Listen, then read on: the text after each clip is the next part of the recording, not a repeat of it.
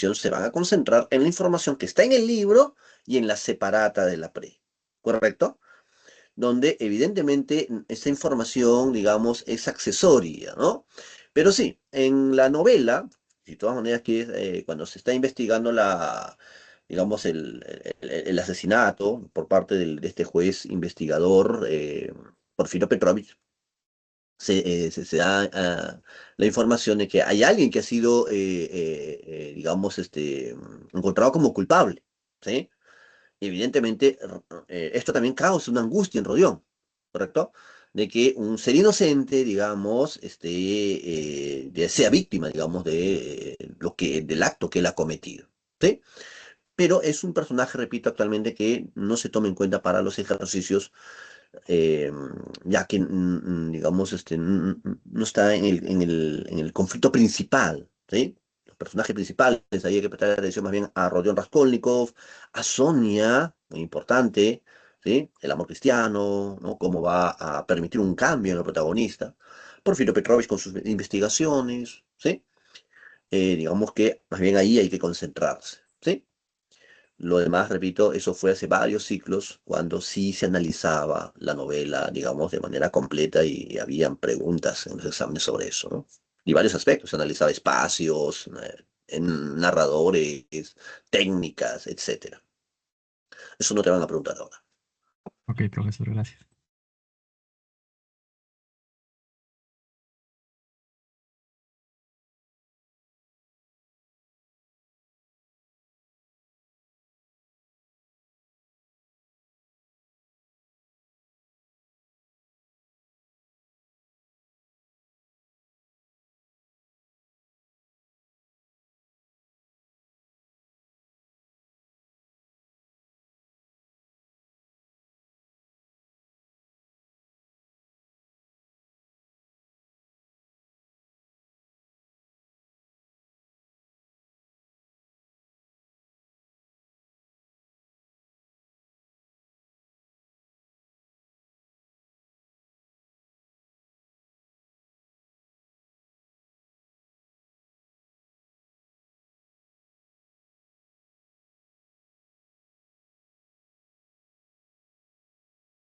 Profesor, una compañera dice si puede explicar el ejercicio 2 de esta semana. Ah, ya, correcto. Por si acaso, vuelvo a repetir, hay un problema ahorita con el chat, hay un problema técnico, pueden utilizar su audio, ¿ya? Pero si no pudiesen, en todo caso, ver si de otra forma lo pueden subsanar. Ya, me hice la pregunta número 2 de esta semana, ¿verdad? A ver, voy a ponerlo aquí en pantalla, tengo el archivo, para también ir viéndolo todos. Y te voy a compartir pantalla acá.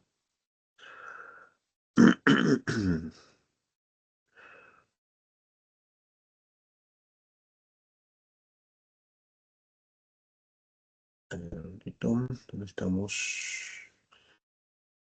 Ya, acá está. Ya, espero que estén viendo el archivo. Dice pregunta 2, ¿verdad? ¿Sí? Semana 13 sobre el realismo peruano. ¿Sí? A ver, dice, con respecto a la veracidad de los siguientes enunciados sobre las características del realismo peruano, marque la alternativa que contiene la secuencia correcta. A ver, el realismo peruano se caracterizó por la idealización del pasado colonial y la prosecución de modelos hispanos. A ver, recuerden que el realismo lo que buscó es una literatura objetiva, más bien, ¿sí? Rechazó el romanticismo y su visión intimista y la idealización, ¿sí? Entonces, quien se caracterizó por idealizar más bien el pasado colonial fue el romanticismo. Eso recuerdan, eso fue de semana 12, ¿no? Tradiciones peruanas de Ricardo Palma, ¿sí? Entonces, este primer enunciado es falso, ¿sí? Más bien, el realismo rechazó el pasado, ¿sí? Hay un rechazo al pasado. Recuerden la frase célebre de González Prada, ¿no? Los viejos a la tumba, los jóvenes a la obra, ¿sí? ¿Qué más? Los escritores realistas buscaron representar la realidad social de manera crítica, denunciando los problemas del país. Eso es correcto. Si uno revisa Ave sin nido de Clorinda Mato, hay una denuncia acerca de los abusos que cometían las autoridades en las provincias y básicamente los atropellos contra la población andina. Si uno revisa los ensayos de González Prada, hay un tono de crítica muy severa, ¿verdad? Muy hiriente hacia, por ejemplo, las élites gobernantes, su corrupción, su incapacidad, su poca preparación hacia la sociedad en general. Todas las anomalías sociales de ese Perú de la posguerra con Chile. ¿Sí? Entonces, esto es correcto. Tercer enunciado. La preocupación por la clase indígena fue un tema central en el realismo peruano desde una perspectiva objetiva. Claro, recuerden que en esta corriente tenemos la defensa del indio como una característica importante. Tanto es así que Clorinda Mato y Manuel González Prada son considerados los precursores de esta corriente. ¿Sí? Son precursores del indigenismo que se desarrollará, corriente que recién se desarrollará en el siglo XX. ¿No? Pero acá, a fines del 19, ya tenemos entonces esta reivindicación, esta defensa del indio, ¿verdad? Eso es correcto. El realismo peruano se opuso al sentimentalismo del romanticismo, priorizando la razón y la observación. Justamente lo comentábamos, ¿no? También en el enunciado uno, ¿no? El realismo surgió como rechazo al romanticismo. Eso viene desde Europa. Recuerda que el realismo europeo también, ¿no? Surge como una oposición hacia el exceso de sentimentalismo, de subjetividad de los románticos. Y lo que priorizan ellos es la objetividad, ¿sí? ¿Correcto? La descripción detallada de un fenómeno, ¿verdad? Muy bien, entonces esa objetividad está relacionado con la razón, la observación, ¿sí? Muy bien, entonces la secuencia sería falso, verdadero, verdadero, verdadero, clave la E, ¿sí? Profe, en Sí. cuanto a la 3, entonces el realismo peruano sería considerado como preindigenismo. A ver, tenemos los precursores de la corriente indigenista. Si quieres darle esa denominación de preindigenismo, sí, son los antecedentes del indigenismo, tanto Clorinda Mato como Manuel González Prada, ¿sí? Recuerda que el indigenismo recién lo vamos a tener entre 1920 a 1940 aproximadamente, con Argueda, Ciro Alegría. Y aquí estamos a fines del 19, ¿sí? ¿Sí? Ahora, se ha hablado de etapas del indigenismo también, ¿no? Entonces se habla que en esta etapa de fines del 19, durante el realismo, hay una especie de, ¿no? La otro nombre, indianismo, ¿no? Luego vendría ya el indigenismo ortodoxo, propiamente dicho, y luego un neoindigenismo, ¿no? Sí. ¿Alguna otra pregunta? Profe, entonces el realismo peruano se centra más en la preocupación y el indigenismo en sí sería en las vivencias del indio. Ah, ya, ya, buena pregunta. ¿Qué va a diferenciar, ¿no? Recuerden que acá hemos dicho, son los precursores o antecedentes, Florinda Mato y González Prada. No son todavía representantes del indigenismo. ¿Por qué? A ver, aquí todavía, en las propuestas de estos autores del realismo, ¿no? Si bien se elogia esta actitud de reivindicación del indio, ¿no? Hay un llamado de atención hacia los abusos que se están cometiendo contra la población andina, todavía hay una suerte de idealización, ¿sí? ¿Correcto? Hay una visión paternalista todavía sobre el indio, ¿sí? Se le considera un ser desvalido que necesita el amparo de criollos ilustrados. Eso lo tenemos en Ave sin Nido, la familia Marín, sobre todo Lucía Marín, ¿verdad? Que encarna esa visión paternalista. También lo tenemos en González Prada, en su discurso en el Politeama, cuando dice que hay que darle educación al indígena, ¿verdad? ¿Sí? Para que pueda salir de ese estado de postración. Entonces, hay una visión paternalista y educativa. Ya, esta visión paternalista de la mano de una suerte de idealización y además de que es básicamente una visión exógena, ¿sí? González Prada, por ejemplo, no conocía a Mundo Andino, no conocía el quechua. Es una visión externa acerca del indio, ¿correcto?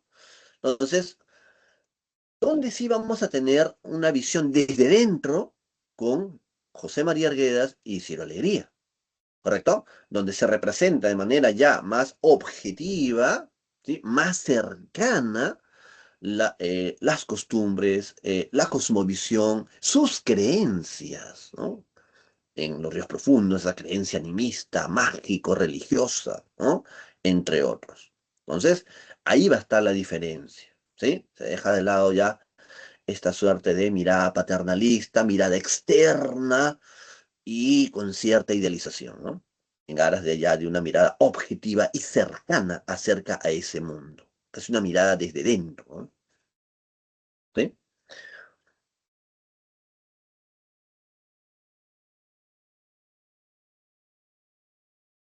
Sí, profesor, sí entendí. Sí, sí.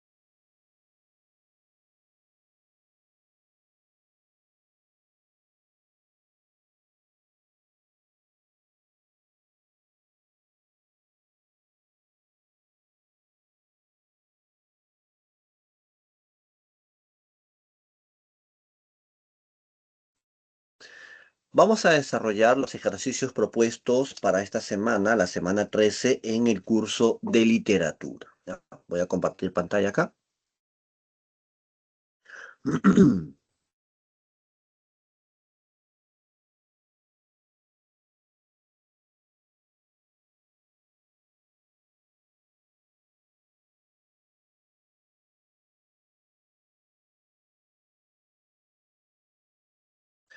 A ver, veamos. Ejercicio 1. El realismo peruano surgió en un contexto de crisis nacional posterior a la Guerra del Pacífico. Selecciona el enunciado que contiene el modo en que influyó este contexto histórico en la configuración de las características principales del movimiento, tales como la crítica social. A ver,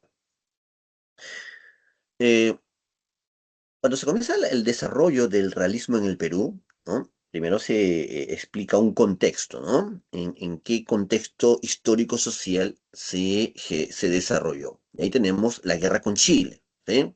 Son los años posteriores a esta guerra con Chile y todo lo que significó eso, ¿no? No solamente fue, pues, una derrota militar, una pérdida de parte del territorio nacional, sino también todo un desastre político y económico.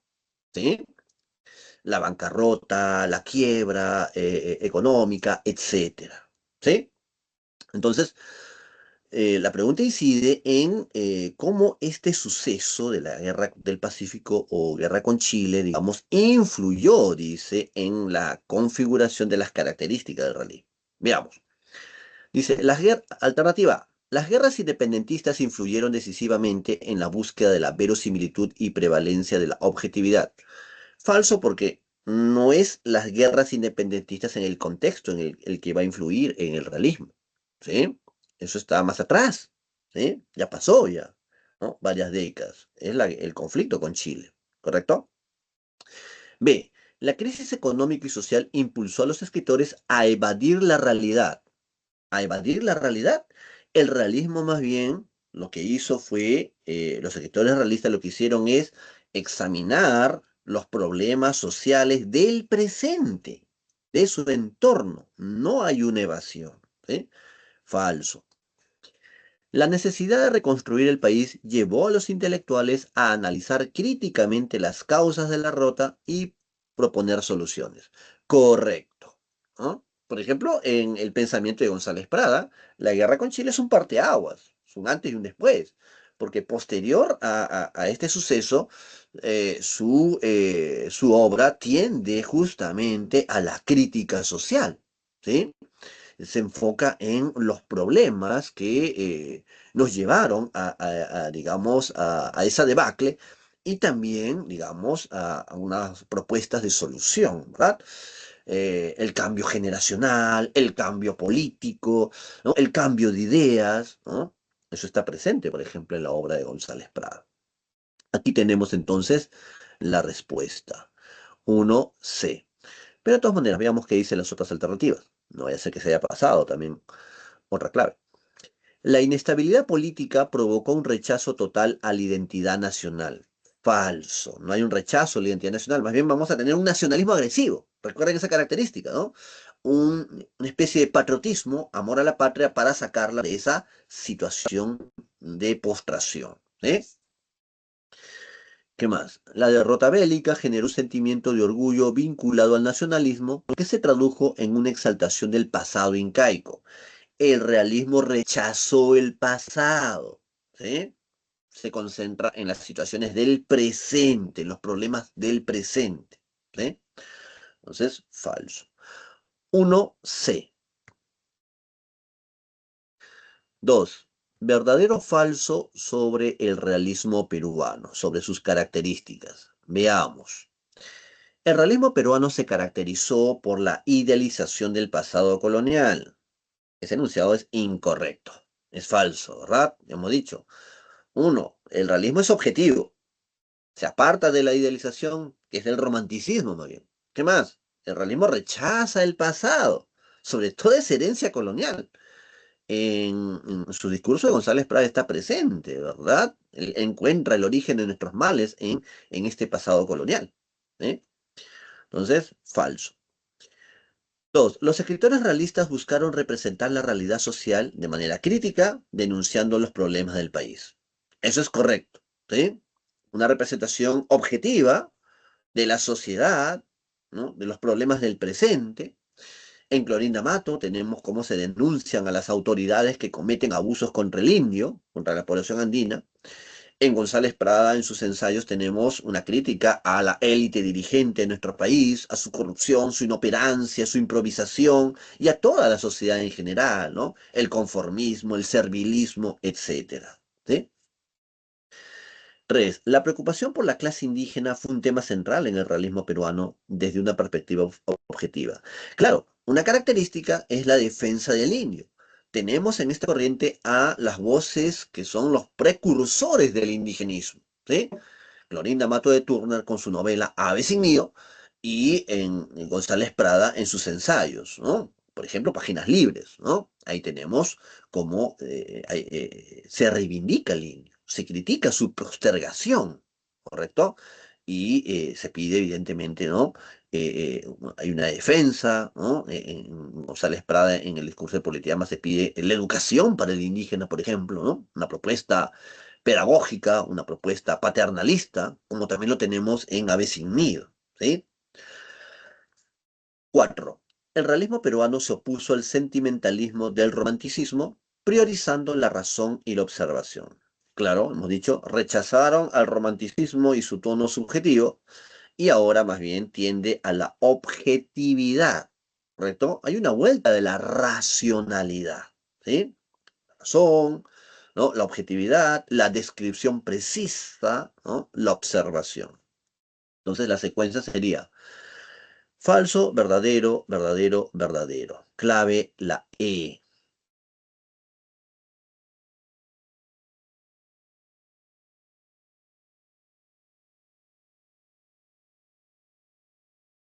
Tres. A ver.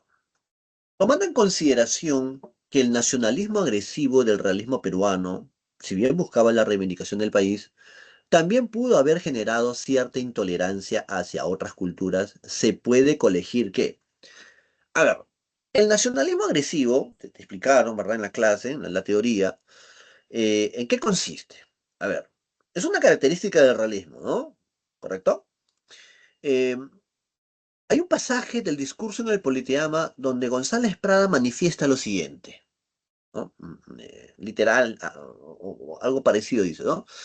Los dos sentimientos que serán capaces de regenerarnos como nación, ¿no? Debido a este desastre que fue la guerra con Chile, dice, los dos sentimientos que serán capaces de regenerarnos como nación son el amor a la patria y el odio a Chile. Entonces, allí está, ahí tenemos un claro ejemplo de este nacionalismo agresivo, ¿sí? Por un lado, un patriotismo, se podría decir, un discurso que apela a un amor por tu patria para sacarla de ese hoyo en que estaba, que va de la mano con un tono revanchista hacia Chile, ¿verdad? Un odio hacia Chile. Entonces, ahí tenemos este nacionalismo agresivo. Veamos las alternativas. A. El nacionalismo realista se limitó a exaltar los valores patrios y a reivindicar a clases sociales excluidas como la mujer y el indígena. A ver, se limitó, dice, solamente a exaltar los valores patrios. ¿Pero qué estamos diciendo?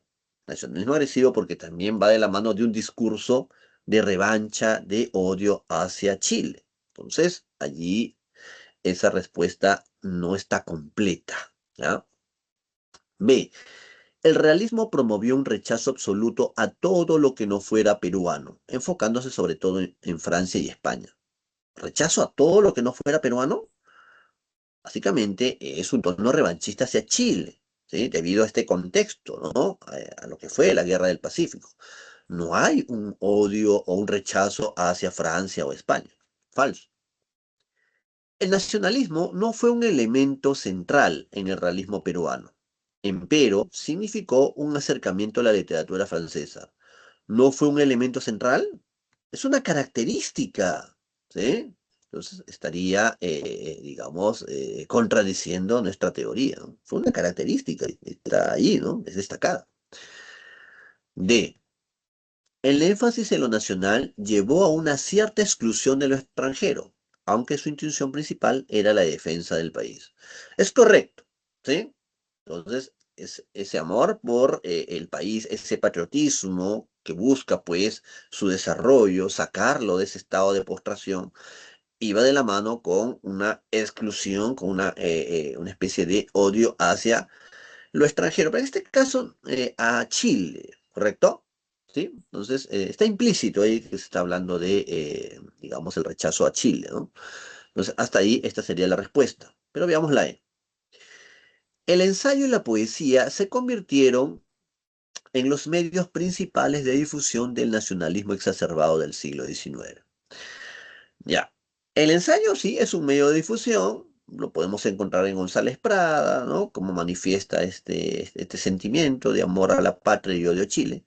Pero la poesía, la poesía no fue un medio de difusión de este nacionalismo agresivo, ¿ah? Por eso descartada la E.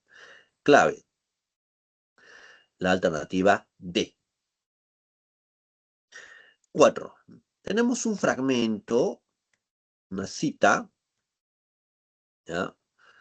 De el prólogo, o sea, una especie de introducción de la novela Blancasol de Mercedes Cabello de Carbonera. Recuerden que Mercedes Cabello es una representante del realismo peruano. Blancasol es una novela también conocida de ella, ¿sí? Aquí nos citan un prólogo, ¿no? Y dice, hay que tomar en cuenta las características del realismo peruano, ¿sí? Entonces, la pregunta es, ¿qué característica principal diferencia la novela realista de las narraciones anteriores? A ver, veamos qué información nos da acá. Pasaron ya los tiempos en que los cuentos inverosímiles y las fantasmagorías quiméricas servían de embeleso a las imaginaciones de los que buscaban en la novela lo extraordinario y fantástico como deliciosa golosina. Ahí ha faltado un punto seguido. Ya, está ahí criticando la corriente anterior que es el romanticismo, ¿verdad?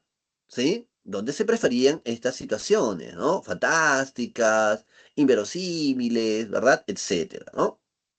Entonces, se rechaza esa perspectiva, ¿no? Ese tipo de novelas que se cultivaban antes del realismo. ¿Qué más dice? Hoy se le pide al novelista cuadros vivos y naturales, y el arte de novelar ha venido a ser como la ciencia del anatómico. Ojo, esas palabras claves, ¿no? Ciencia, dice. La novela es como una ciencia, dice. ¿Eh?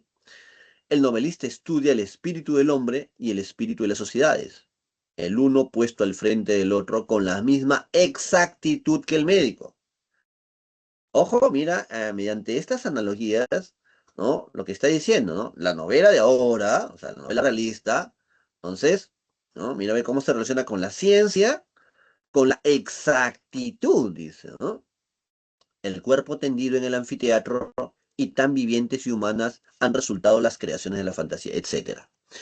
Muy bien, ahí está la diferencia que establece Mercedes Cabello, disculpen, entre las novelas anteriores al realismo, sobre todo esas románticas con situaciones inverosímiles, etcétera, y las novelas realistas que más tienden a, digamos, al exacto, a lo preciso, ¿no? Su relación con la ciencia, ¿no? Con la objetividad, por lo tanto, ¿no? Muy bien, veamos las alternativas. A. La priorización de la representación objetiva de la realidad social buscando reflejarla con precisión y verosimilitud. Ahí estaría la clave. ¿Sí? ¿Correcto? Dice que va a diferenciar a la novela realista de las narraciones anteriores, ¿no? Representación objetiva, exacta, precisa de la realidad. A ver, lo demás ya lo descartaríamos, pero veamos, no vaya a ser que se haya colado algo. La tendencia a narrar sucesos fantásticos, ¿eso es propio de la novela realista? Falso. Está contradiciendo el fragmento, ¿no? Eso es de la novelística anterior, romántica. ¿Eh? ¿Qué más? El predominio de la expresión subjetiva del autor centrada en la manifestación de sus emociones y vivencias personales. Descartado también, ¿verdad? Eso para Mercedes Cabello es la novelística anterior. Lo que se busca ahora es la objetividad, lo preciso, lo científico. La idealización de personajes y situaciones con el fin de evadir la problemática social y ofrecer un escape al lector. Nada, descartado, está contradicido. Dice, idealización. La novela realista no busca idealizar, busca representar de manera fidedigna, objetiva, ¿sí? Y más bien afrontar esos problemas sociales, ¿no? Plasmarlos en las obras. El empleo de un lenguaje artificioso y recargado, ¿eso busca la novela realista? Falso también, ¿sí? Ya. Entonces, clave la A. Pregunta 5. Veamos. ¿Verdadero o falso sobre Ave sin nido de Clorinda Mato de Turner? ¿Sí? A ver. 1. La novela presenta un contraste entre la descripción idealizada de Quillac y la opresión que ejercen los notables sobre los indígenas. Es verdadero.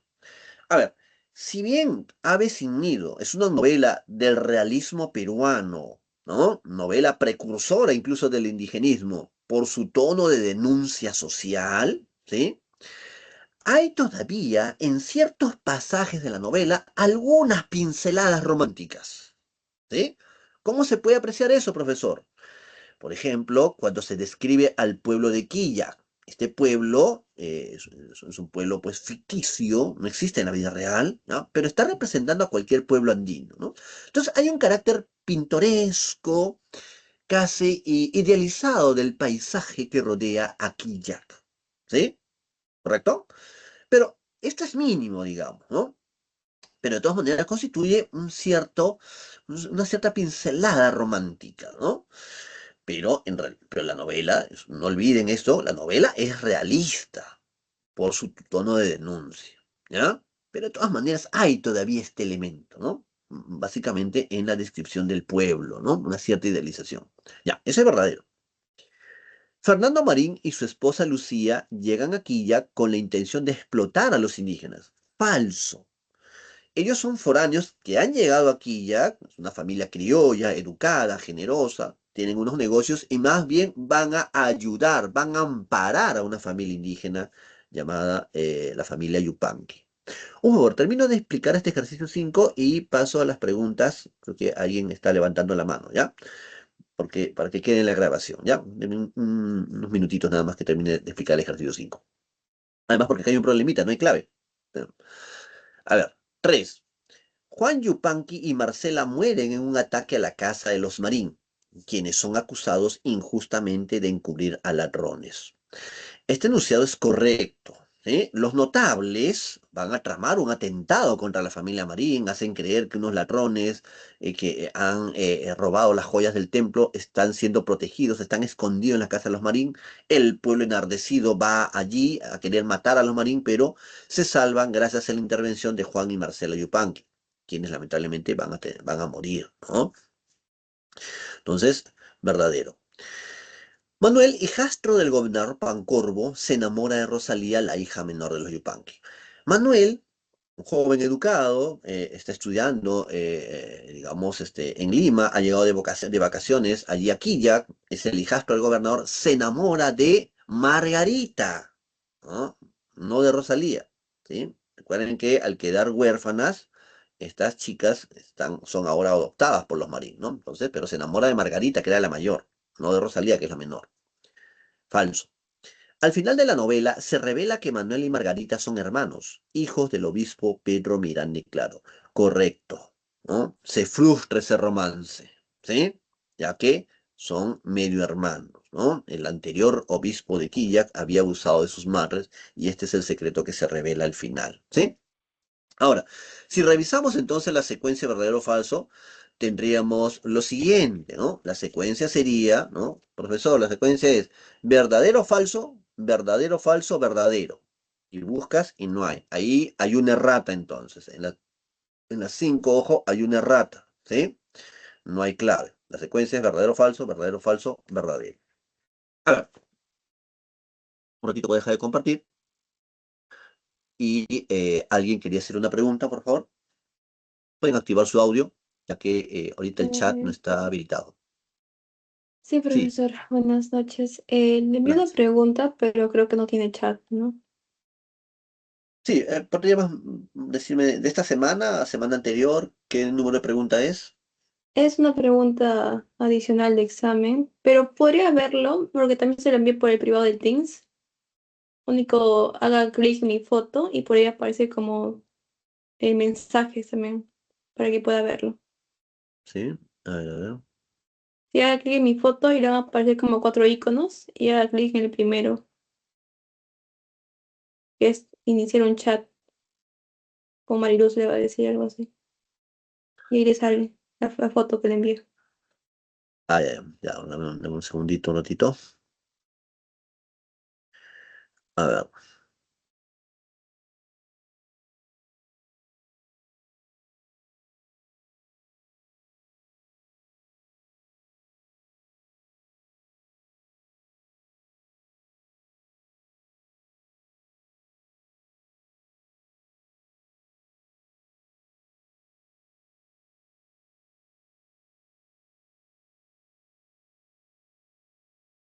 ya.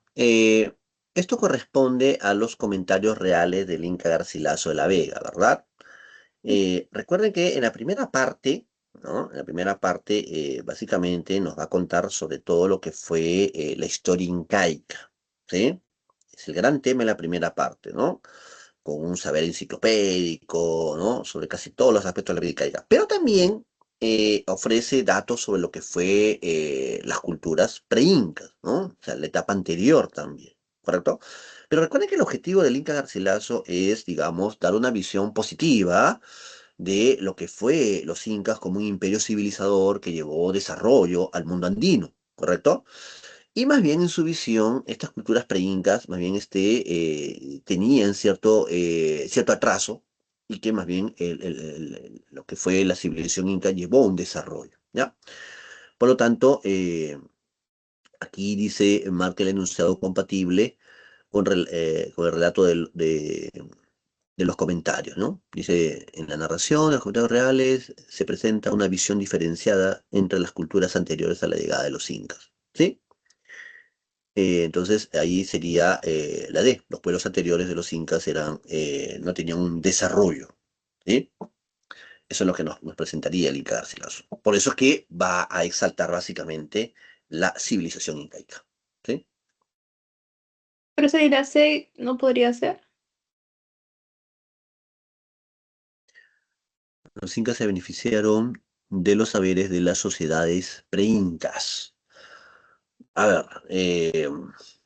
habíamos dicho que básicamente él hace una diferencia, ¿no?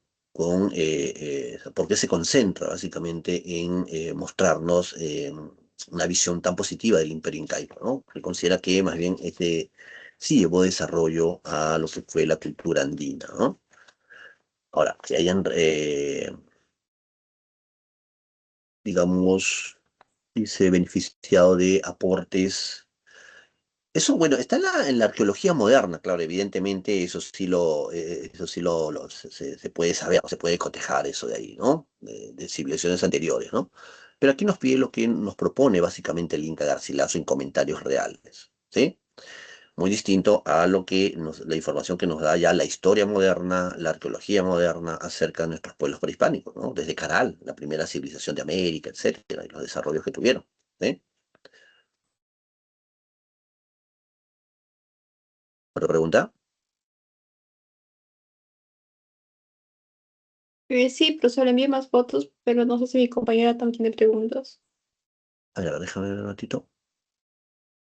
A ver, otras fotos. Ya terminé contigo. Ya, a ver, otra. Sí, tengo que ampliarlo porque si no, no veo.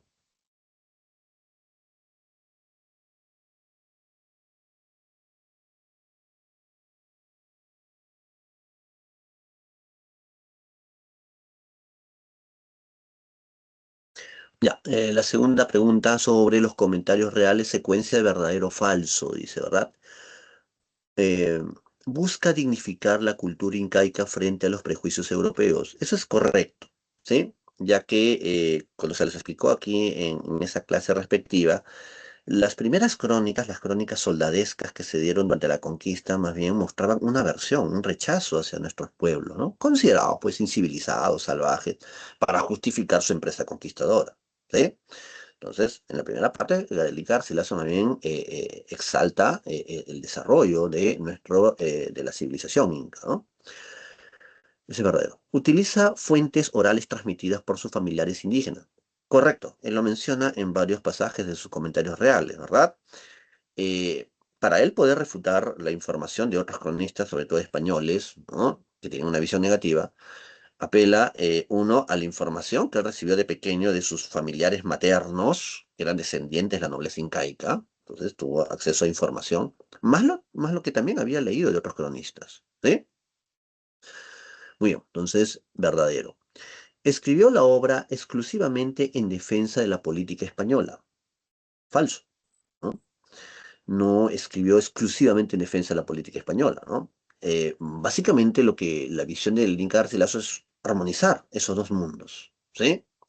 Por eso se podría decir que la primera parte está enfocada en todo lo que es la historia incaica y la segunda parte en lo que fue ya la conquista española, etcétera, ¿no? Entonces, falso.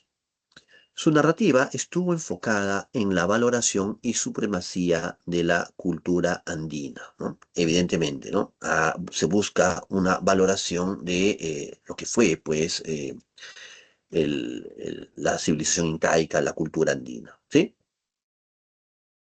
Profe, ¿esa es falsa la última o verdadera?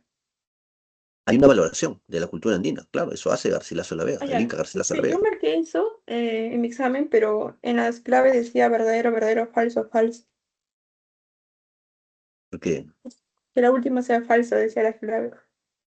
a ver, su narrativa estuvo enfocada en la valoración, en una valoración supremacía.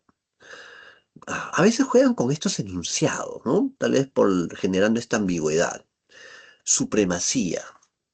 A ver, habría que tener, no sé, a veces los criterios que tienen los que elaboran las preguntas de los exámenes, ¿no? A ver, él valora la cultura andina, ¿correcto? Eso está ahí en su obra, ¿sí? Exalta, ¿no? La civilización inca, su desarrollo en muchos aspectos, ¿sí? Salvo que esté enunciado o esta palabrita supremacía sea de manera ambigua y quiera decirnos de que no se refiere tanto a que haya tenido un carácter superior esta civilización andina respecto a los pre-incas, sino tal vez se refiera a respecto al otro origen que tuvo el Inca Garcilaso, que es lo español.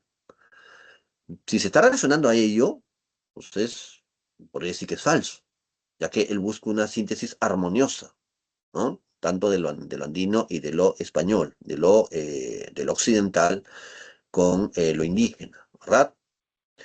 Pero, repito, si hay supremacía se refiere a ese aspecto, ¿no? Tal vez por ahí lo están tomando como falso, ¿sí? Entonces, ahí yo estoy en contra de estos enunciados a veces que generan estas ambigüedades, ¿no? Tiene que ser bien preciso en ese aspecto, ¿sí? Profe, otra Eh, duda que también tenía era Específicamente, si te decía de la primera parte, de la segunda parte o de las dos partes, a ver, en este me caso. parece que esta pregunta estuvo relacionada con el tercer examen que vino del ordinario. Sí. Sí. Ahora, hay ciertos profesores de la pre que lo consideran verdadero. Justamente lo comento porque estuve preguntando con varios colegas y muchos lo consideran verdadero.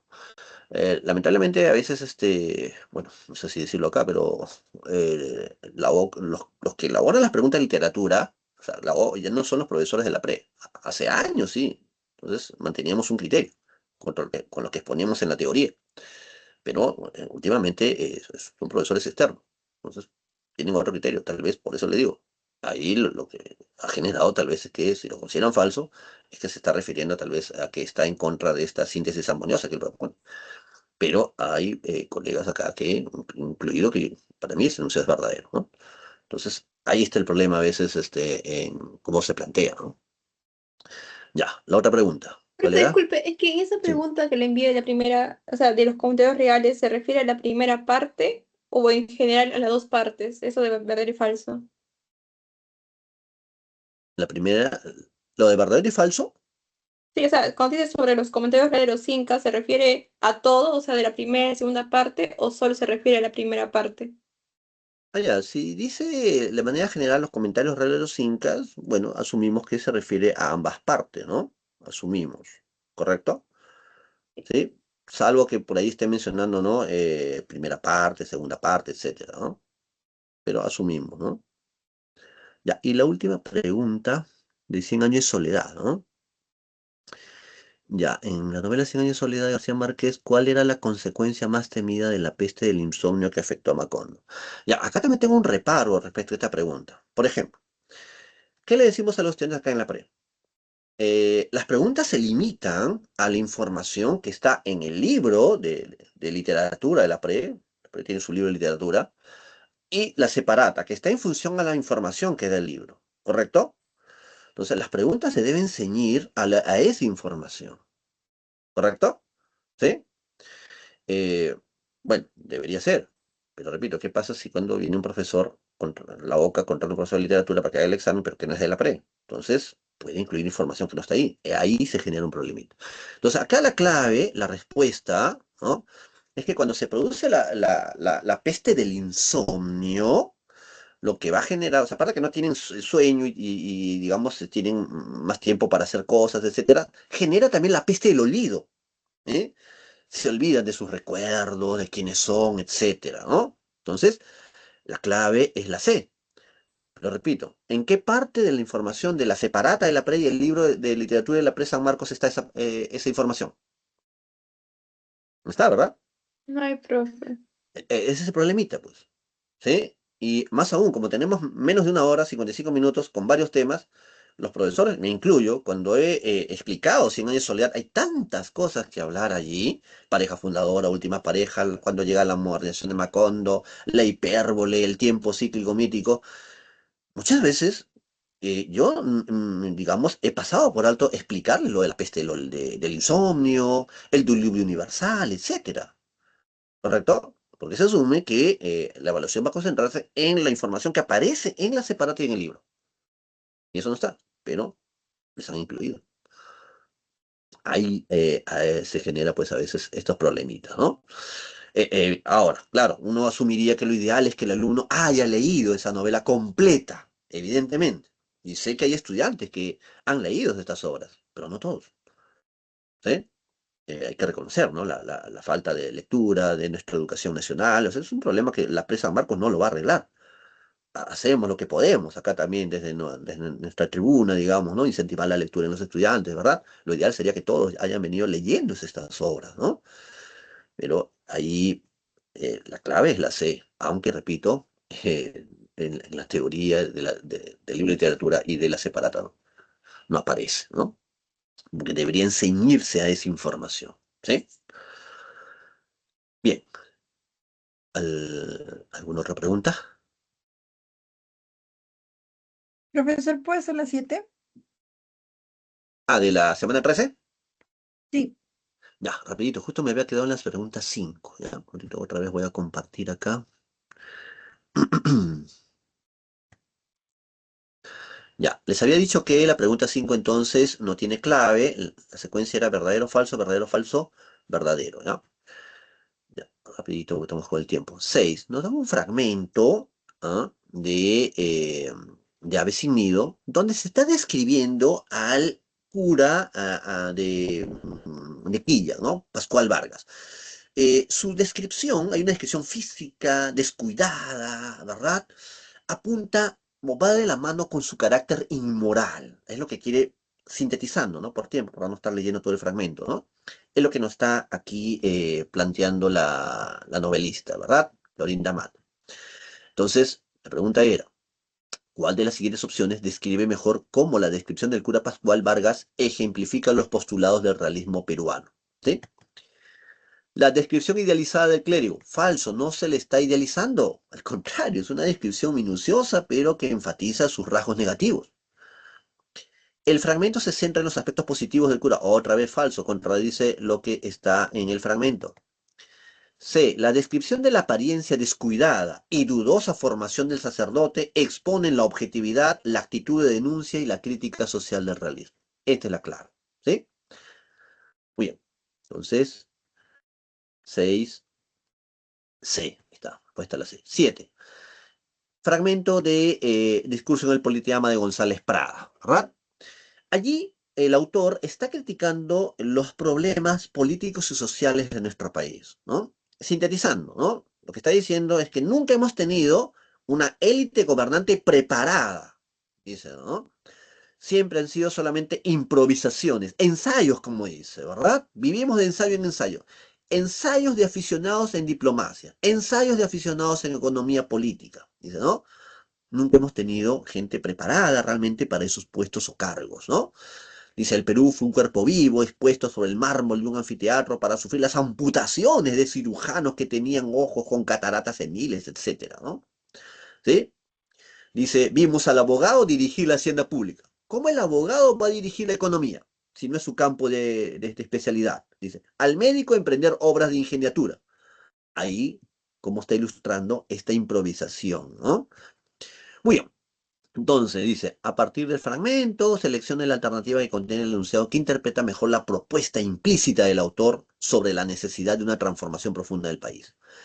A. Reestructuración radical con saber especializado y competencia, ¿no? Al hacer esa crítica entonces de que no ha habido gente preparada, ¿no? Gente especializada en esas materias, se está pidiendo justamente una reestructuración que hay gente que sí esté, que sepa de esas materias, ¿verdad? Saber especializado. Entonces, la 7 sería la A, ¿ah?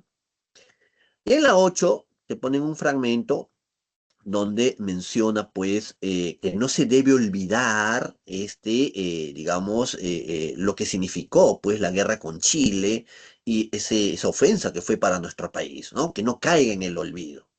Entonces, dice, la propuesta sobre cómo afrontar las consecuencias de esta situación adversa consiste en, dice, promover un sentimiento de indignación enérgica como motor para la regeneración y el fortalecimiento del espíritu nacional. ¿Sí? A ver, sí, ¿cuál es la pregunta? Ah, pero puede seguir, solo que quiero una última pregunta que me ayude, pero Ya, si no dígame. termine primero. Ya, a ver, puedo quedarte unos minutitos más. A ver, dígame. Se lo envié por el chat, así Ah, como ya. dice. A ver, un segundito.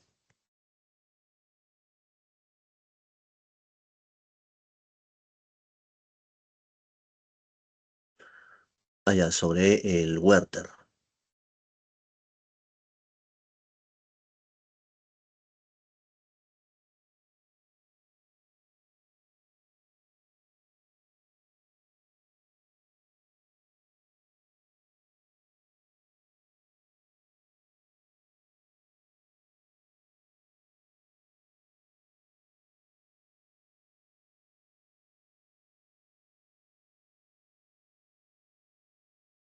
Ya, a ver, aquí sobre el tema del suicidio que se aborda en la novela, ¿no?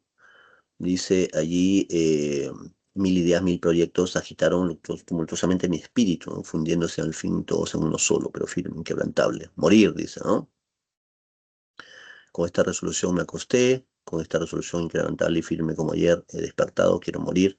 No es desesperación, es convencimiento, mi carrera está concluida y me sacrifico por ti, dice, ¿no? A ver, descartado declaración de amor, ¿sí? Inicio de la felicidad también, prueba de fidelidad, descartado, ¿sí? A ver, nos queda el fin del sufrimiento y el camino a la libertad, ¿sí? Ya. Ahí básicamente estaría enfocándose en lo que sería pues el fin de una especie de padecer para él, ¿sí? ¿Sí? Entonces, el fin del sufrimiento. En el Werther, digamos, se ve allí el suicidio como, digamos, un acto heroico con la vida, ¿no? Sí. ¿Alguna última pregunta? A ver, cuando me dice el camino a la libertad, ¿no es como ya va a acabar su sufrimiento o también como que se refiere a algo parecido o no? Sí, pero digamos, tendría que ser más, habría que ver otros elementos más para que la libertad creadora, libertad artística, No, que los románticos exaltaron también ese aspecto, ¿no? Entonces, faltarían unos elementos más para eso.